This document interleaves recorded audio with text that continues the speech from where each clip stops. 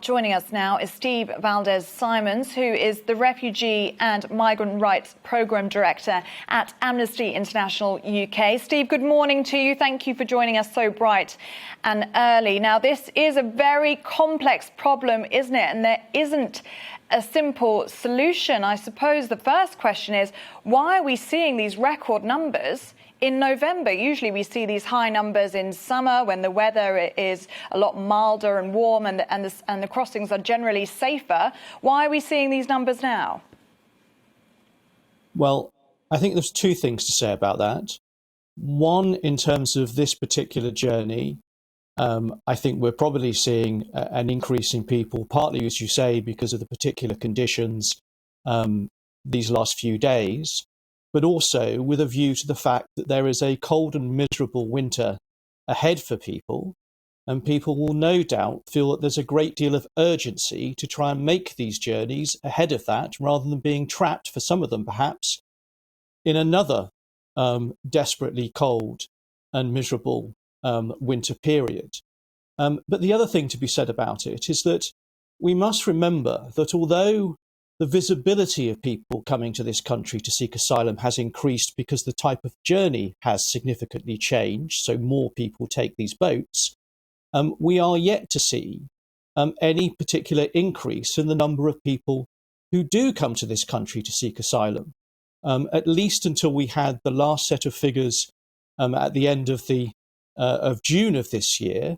Asylum claims in this country remained lower than they were 2 years ago, even despite the increase that was going on in boat crossings. What about legitimacy of these claims? How many of these migrants that are coming across the channel, Steve, are economic migrants? And how many others are coming for other reasons? Well, the people that make these journeys, we know, want to make asylum claims, and if they make these crossings, do so. The data that we have shows that over the last several years, people claiming asylum in this country have increasingly been found to be refugees. We know also that the nationality of the people that have been making these particular crossings are among those nationalities that on the whole have particularly high success rates in our asylum system.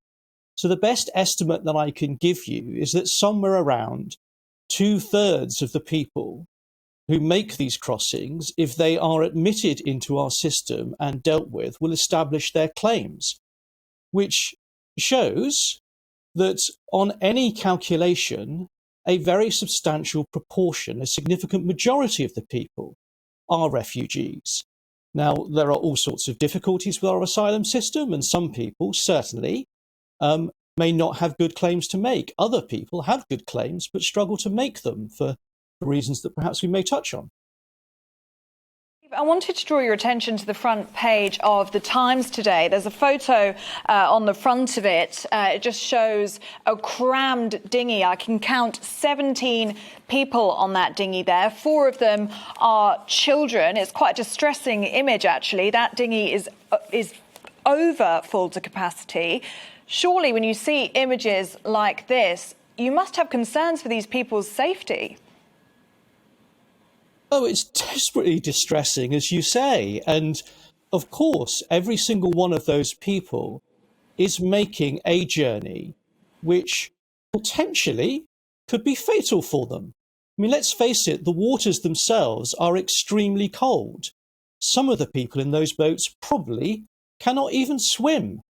As to how long they would survive in the water if they were to either fall in or that dinghy were to collapse, goodness knows.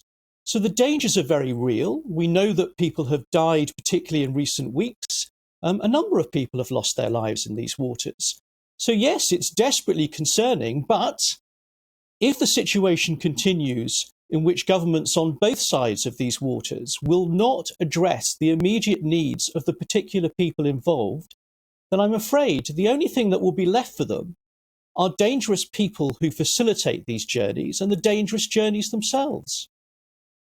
Steve, on the issue of safety, does Dover actually have the facilities to look after these number of people? I mean, Napier Barracks last year, which is one of the places that houses migrants in Kent, it was actually deemed unlawful to house migrants there last year because of the squalid conditions and it being unsafe. There was a breakout of COVID in the barracks there, and these numbers coming across this week, 2,500 across the Channel this week. Questions will be asked about what happens once they get here and how can they actually be housed safely.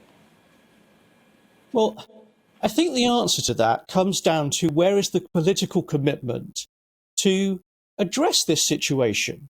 If we are to spend just more and more money on simply trying to stop journeys, which essentially just recreates the situation where another journey will take place, then yes, that's not going to help. If we spend our effort on facilitating people being able to get into a place of safety where their claims can be considered, there is absolutely no reason why this country cannot manage this situation. For goodness sake, on the other side of the Channel, the French receive 3 to 4 times the number of people into their asylum system, as do we.